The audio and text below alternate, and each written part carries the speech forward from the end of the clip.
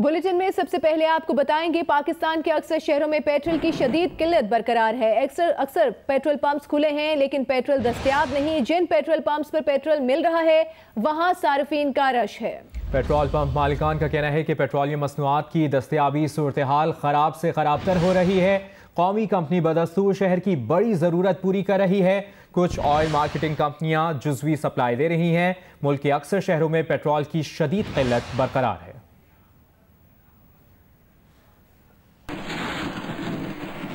वफाकी काबीना ने पेट्रोलियम मसनूआत के मसनूई बहरान का नोटिस ले लिया है। वज़ीर आज़म ने पेट्रोलियम डिवीजन और ओगरा को 2 से 3 रोज में पेट्रोल सप्लाई बहाल करने का हुक्म दे दिया है। अयाज अकबर यूसुफजई हमारे साथ मौजूद हैं। अयाज अकबर, कैबिनेट इजलास में मजीद किन फैसलों की मंजूरी दी गई है, आगाह कीजिएगा। देखिए जी, अभी तक ये काबीना का इजलास जारी है। तकरीबन 6.5 घंटे से ज्यादा का वक्त हो चुका है और आज काफी डिटेल में इस वक्त जो मुल्क में पेट्रोलियम मसनूआत की किल्लत है उस पर बड़ी तफसीलन जो है वो बहस भी हुई है और उसमें वजीर आजम ने कुछ फैसले भी लिए हैं। उस फैसले के मुताबिक वजीर आजम का ये कहना है कि पेट्रोल का बहरान पैदा करने वालों के खिलाफ सख्त एक्शन हो और छापामार टीमें जो हैं वो बनाई जाएं और वो छापामार टीमें आयल डिपोज का मुआयना करेंगी। ये भी फैसला हुआ है और ज़ख़ीरा अंदोज़ी में मुलव्वस आयल कंपनियों के खिलाफ कानूनी कार्रवाइयाँ भी की जाए और उनको गिरफ्तार भी किया जाए।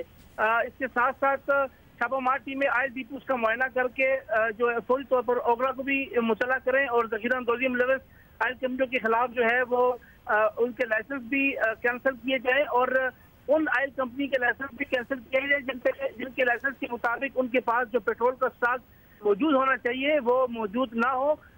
उनके खिलाफ भारी जुर्माने भी करें, उनका लाइसेंस भी मनसूख हो। वज़ीर आज़म की तरफ से हुक्म दिया गया है कि पेट्रोलियम डिवीजन को कि ओगरा 2 से 3 रोज में पेट्रोल की सप्लाई को बहाल करे और तमाम ऑयल कंपनियां 21 रोज का स्टॉक बरकरार रखने के लिए इकदाम करें। काबीना में ये फैसला ठीक है। अयाज अकबर यूसुफजई आप साथ ही रहिएगा। सैफुर रहमान हमारे नुमाइंदे उन्होंने भी ज्वाइन किया, उनसे मज़ीद बात करेंगे। सैफुर रहमान, जो अब पेट्रोल बहरान पैदा हुआ है इसकी इनिशियली क्या वजूहात सामने आ रही हैं, जिम्मेदार कौन है इसका? देखिए, अगर मजमूई तौर पर देखें तो इसकी जो पूरी जिम्मेदारी है जो रेगुलेटर होता है जिसने पूरे फंक्शंस को ऑपरेट करवाना होता है, इसकी जिम्मेदारी ओगरा पर आती है। ओगरा चूंकि रेगुलेटर है, ओगरा को चाहिए था कि पेट्रोल बहरान जिन दिनों में इनिशियल ये मसाइल पैदा हो रहे थे कि हर ऑयल मार्केटिंग कंपनी को 36 के करीब ऑयल मार्केटिंग कंपनियां हैं, कोई शायद पीएसओ या एक आदि के अलावा किसी के पास एज पर देयर लाइसेंस जो ऑपरेट करती हैं, मार्केटिंग करती हैं, मुनाफा कमाती हैं, किसी के पास 21 दिन का जो जखीरा की जो सहूलत है, जो बाइंडिंग है वो नहीं है। ये अमल दरामद कराना ओगरा का काम था और डीजी ऑयल जो वजारत पेट्रोलियम के मातहत काम करता है, तकरीबन आज 11 से 12 दिन हो गए हैं कि अवाम कराची से लेकर और ख़ास तौर पर जो अप कंट्री है जिसमें पेशावर और हमारे शुमाली इलाका जात आते हैं, पूरा शहर वहाँ खड़े हैं। मोटरसाइकिल की आप लाइनें देख सकते हैं कि उनको पेट्रोल नहीं मिलता। इसके अलावा जो मिड कंट्री है, जो वस्ती पंजाब है, वहाँ पर अगर कोई मुसाफिर जा रहा है पेट्रोल पंप पे जाता है, उसको कहा जाता है कि मुझे 2000 का या 1000 का पेट्रोल डाल दो। वो कहते हैं कि नहीं, सिर्फ हम आपको 500 का दे सकते हैं। तो जिम्मेदारी इसमें वजारत पेट्रोलियम से ज्यादा ओगरा की है। रेगुलेटर को अपना किरदार अदा करना चाहिए। रेगुलेटर करता ही है, जब देखता है कि हालात खराब होने लगे एक लेटर इशू कर देता है, शोकाज कर देता है। इन्होंने 6 ऑयल मार्केटिंग कंपनी जो प्राइवेट है उनको शोकाज नोटिस जारी किए, उनका कुछ भी नहीं हुआ। और उसके बाद कल एक कमेटी बन गई डीजी ऑयल की सरबराही में और अभी आज उस कमेटी ने मेरी बात हुई है वजारत पेट्रोलियम, आज कमेटी किमाड़ी में गई है। ठीक है, ओगरा पर इसकी जिम्मेदारी आती है बेसिकली। बहुत शुक्रिया आपका सैफुर रहमान और अयाज अकबर, हमारे नुमाइंदगान हमें इस मामले पर अपडेट कर रहे थे। पेशावर हाई कोर्ट में आटा पेट्रोल बहरान से मुतालिक नोटिस पर समात से मुतालिक आपको बताएं, दौरान समात जस्टिस कैसर रशीद ने एडवोकेट जनरल से सवाल किया कि पेट्रोल और आटे का क्या बना। लोग पेट्रोल के हुसूल के लिए मारे फिर रहे हैं। अफसोस की बात है कि हुकूमत आवाम को पेट्रोल भी नहीं दे सकती। एडवोकेट जनरल शमाइल भट्ट ने कहा कि ओगरा का काम है, वही जिम्मेदार है। जस्टिस कैसर रशीद ने रिमार्क्स दिए कि ओगरा से तो कोई काम नहीं हो रहा, अफसोस के साथ कहना पड़ रहा है। जस्टिस कैसर रशीद ने सवाल किया कि आटे का भी बहरान है, इसका क्या बना। एडवोकेट जनरल ने कहा कि वज़ीर आला ने वज़ीर आज़म के साथ आटे बहरान पर बात की है। 15 जून तक आटे की कीमत भी मामूल पर आ जाएगी।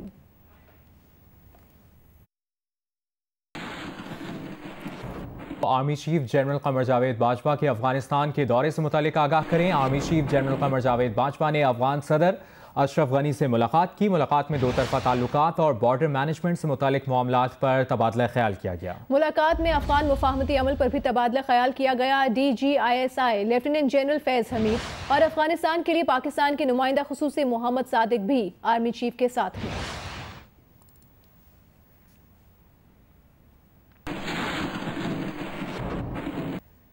अब आपको बताते हैं कि इंटरनेशनल क्रिकेट काउंसिल ने प्लेइंग कंडीशंस में आर्जी तब्दीलियों की मंजूरी दे दी है। ICC ने टेस्ट मैचेस के दौरान टीम्स को कोविड रिप्लेसमेंट प्लेयर हासिल करने की इजाजत दे दी है। नुमाइंदा जियो न्यूज़ फैजान लाखानी से मजीद डिटेल्स लेंगे। जी फैजान। जी बिल्कुल, जो कोविड के बाद अब क्रिकेट की रिजम्पशन की तरफ बढ़ रहे हैं। अगले माह वेस्ट इंडीज इंग्लैंड की सीरीज होनी, फिर पाकिस्तान इंग्लैंड की सीरीज होनी है। तो ICC ने इसके हवाले से कुछ रेगुलेशन वाजे कर दिए ताकि वायरस के स्प्रेड को ऑन फील्ड कम से कम करने की कोशिश की जाए, उसके रिस्क को मिनिमाइज करने की कोशिश है। बुनियादी तौर पर 4 मेजर चेंजेस है, मॉडिफिकेशन है इंटरिम बेसिस पर प्लेइंग कंडीशन में, जिसमें सबसे मेजर 2 नुकात ये है कि एक तो कोविड रिप्लेसमेंट, जिस तरह कंक्यूजन रिप्लेसमेंट होती है उसी बुनियाद पर कोविड रिप्लेसमेंट अगर टेस्ट मैच के दौरान किसी प्लेयर को कोरोना वायरस की अलामत जाहिर होगी तो उसी तरीके का, उसी तौर का प्लेयर टेस्ट मैच के दौरान रिप्लेस हो सकता है। यानी अगर बैट्समैन को अलामत जाहिर हुई है तो उसकी जगह बैट्समैन ही रिप्लेस होगा, अगर फास्ट बॉलर को हुई है तो उसकी जगह फास्ट बॉलर ही होगा। और दूसरी अहम जो यहाँ पर ये कहें कि तब्दीली आई है प्लेइंग कंडीशन में, वो गेंद पर सलाइवा के इस्तेमाल पर बाकायदा पाबंदी लगा दी गई है और इसके लिए तरीकाकार भी वजह कर दिया गया। इब्तिदा में कहा गया कि अंपायर नरमी बरतेंगे क्योंकि ये हैबिचुअल है, बॉलर्स के लिए वो इस तरह करते हैं ताकि प्लेयर्स इनिशियली एडजस्ट हो सके, लेकिन उसके बाद जो वार्निंग्स इशू की जाएगी टीम्स को अगर वो दोबारा सलाइवा का इस्तेमाल करते हैं और अगर दूसरी वार्निंग पे भी ठीक है, बहुत शुक्रिया आपका फैजान लाखानी, आप हमें तफसीलात से आगाह कर रहे थे। आगे बढ़ते हैं, खबर दें आपको। Chairman NAB justice retired Javed Iqbal की ज़ेर सदारत नैब एग्जीक्यूटिव बोर्ड का इजलास हुआ और एलामिये के मुताबिक नैब एग्जीक्यूटिव बोर्ड इजलास में 3 इंक्वायरियों की मंजूरी दी गई। साबिक विफाकी वजीर आमिर महमूद कियानी के खिलाफ इंक्वायरी की मंजूरी दी गई। सिविल एविएशन और CDA के अफसरान और एहलकारों के खिलाफ भी इंक्वायरीज की मंजूरी दी गई है। मुशीर सेहत डॉक्टर जफर मिर्जा के खिलाफ शिकायत की जांच पड़ताल की मंजूरी दे दी गई है। एग्जीक्यूटिव बोर्ड के इजलास की तफसीलात बताने का मकसद किसी की दिल आजारी नहीं था, ये कहा गया है। नैब एलामिये में तमाम इंक्वायरीज और इन्वेस्टिगेशंस मुबैना इल्जामात की बुनियाद पर शुरू की गई हैं जो कि हतमी नहीं हैं। कानून के मुताबिक तमाम मुतालिका अफराद से भी उनका मौक़िफ़ मालूम करने के बाद मजीद कार्रवाई करने या ना करने का फैसला किया जाता है।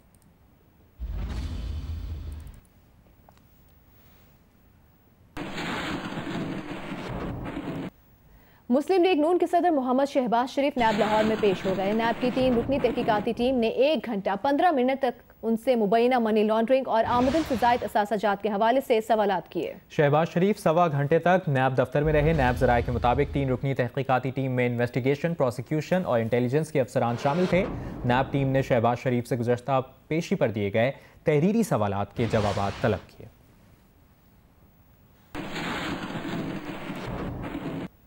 सदर मुस्लिम लीग पंजाब राना सनाउल्लाह ने कहा है कि वबा में शहबाज शरीफ को कुछ हुआ तो नून लीग का हाथ इमरान खान और चेयरमैन नैब के गिरेबान पर होगा। 28 मई को शहबाज शरीफ के वारंट पर दस्तखत करने के बाद 2 जून को तलबी बदनीयती का सबूत है। शहबाज शरीफ को धोखे से गिरफ्तार करने की कोशिश नैब न्यासी गठजोड़ और मक्कारी का सबूत है। राना सनाउल्लाह का यह भी कहना था कि चीनी चोर बच गए, ATM लंदन भाग गए, इसलिए शहबाज शरीफ की नैब तलबी जरूरी है।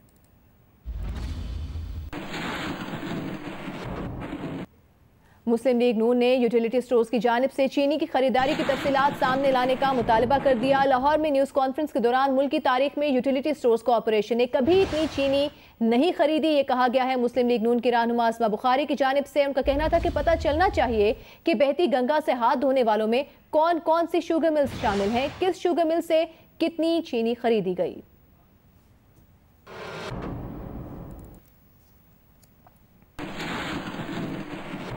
यूटिलिटी स्टोर्स के हवाले से चीनी का एक बहुत बड़ा स्कैम सामने आ रहा है, उसके ऊपर मेरा मुतालबा है यूटिलिटी स्टोर ऑफ पाकिस्तान अपनी वेबसाइट के ऊपर फौरी तौर पर जो टेंडर्स अभी तक उन्होंने चीनी प्रोक्योर किया, पाकिस्तान की हिस्ट्री में इतनी चीनी प्रोक्योर नहीं हुई जो इस 3 महीने के अंदर जो है प्रोक्योर की जा चुकी है, वो किस किस फैक्ट्री से कितने रुपए में खरीदी गई और कितनी खरीदी गई, फौरी तौर पर इसकी जो मालूमात हैं वो पब्लिक की जाए, वो वेबसाइट के ऊपर डाली जाए ताकि सब लोग देख सकें कि इस बहती गंगा के अंदर किस किस ने कितने कितने हाथ धोए हैं।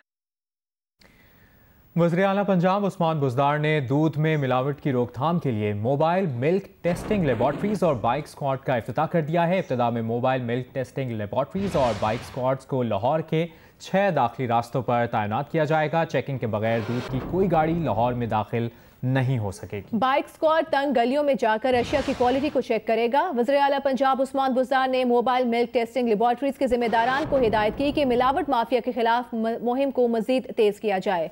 मिलावट माफिया को इंसानी सेहत से खेलने की इजाजत नहीं देंगे। DG फूड अथॉरिटी का कहना था कि मोबाइल लेबॉर्ट्रीज के जरिए 2 मिनट में दूध का टेस्ट होगा।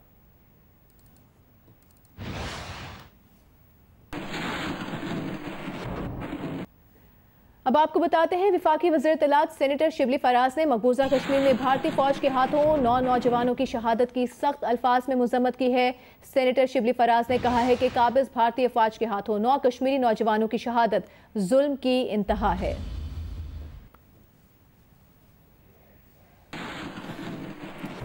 आपको बताते हैं, कराची के इलाके लियारी में गिरी इमारत के मलबे से मजीद 4 लाशें निकाल ली गई हैं, जिसके बाद जाम बहक अफराद की तादाद 18 हो गई है। तफसील मालूम करेंगे नुमाइंदा जियो न्यूज़ ज़ीशान शाह से। जी ज़ीशान। जी देखें, बिल्कुल 2 रोज कबल इतवार की शब रात 8:30 बजे गिरने वाली इमारत का मलबा अभी भी हटाया जा रहा है। मलबे में से अब तक तकरीबन 18 लाशें निकाली गई हैं, जिसके अंदर से एक मर्द और एक खातून की लाश की शनाख्त नहीं हो सकी है। ताहम मजमूई तौर पे इस वक्त 6 खवातीन, एक बच्ची समेत 18 अफराद की मैयतों को निकाल लिया गया है। इब्तदाई तौर पर पुलिस की जानिब से जो लिस्ट जारी हुई थी उसके अंदर 23 अफराद की निशानदेही की गई है, जिनके लिए अभी भी रेस्क्यू मिशन जारी है।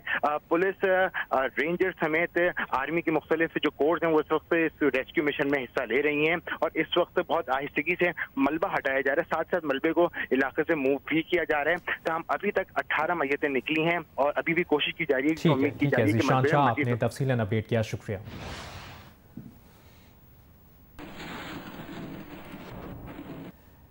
तर्जुमान सिंध हुकूमत मुर्तज़ा वहाब ने कहा है कि वफाकी हुकूमत ने नहीं बताया कि 72 रुपए किलो होने के बावजूद यूटिलिटी स्टोर्स ने 82 रुपए किलो चीनी क्यों खरीदी।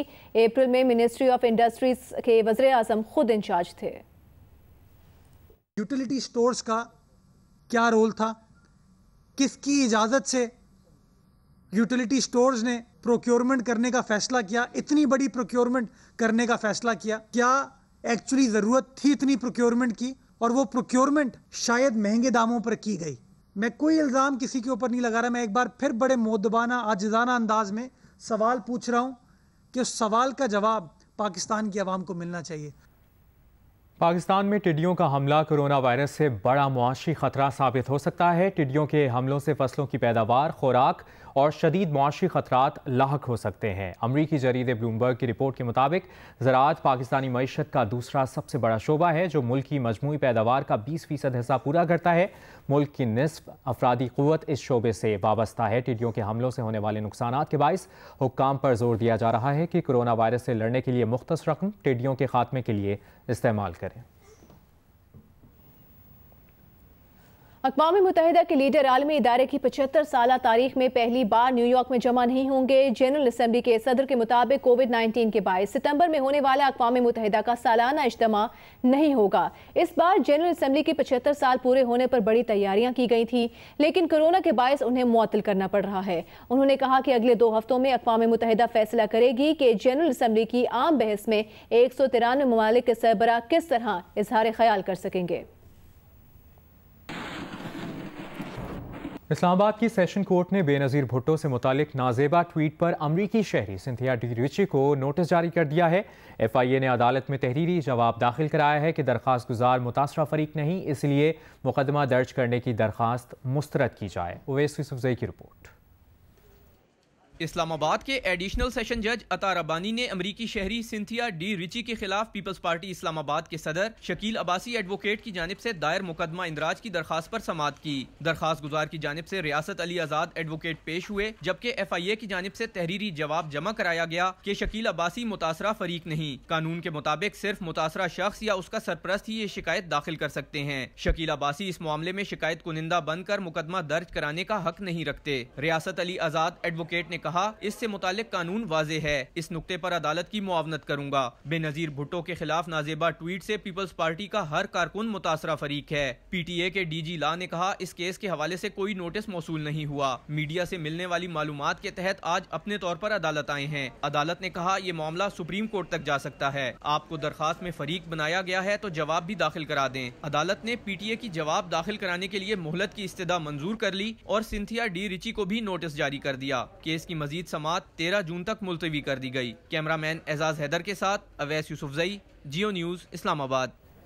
सेनेटर रहमान मलिक का अमरीकी खातून सिंथिया रिची को 50 अरब हर्जाने का दूसरा नोटिस सिंथिया रिची को निजी चैनल्स पर रहमान मलिक के खिलाफ मन घड़त इल्जामात लगाने पर जारी किया गया है। रहमान मलिक का कहना है कि सिंथिया रिची के लगाए गए इल्जामात झूठ का पलंदा है, वो सख्ती से तरदीद करते हैं। वो अमरीकी खातून को उसके झूठ के पलंदे के साथ इंसाफ के कटहरे में लाएंगे। सेनेटर रहमान मलिक का अमरीकी खातून सिंथिया रिची को 50 अरब हर्जाने का दूसरा नोटिस उनकी तरफ से भिजवा दिया गया है और उनका कहना है कि उनके खिलाफ मन घड़त इल्जामात लगाने पर यह नोटिस जारी किया गया है।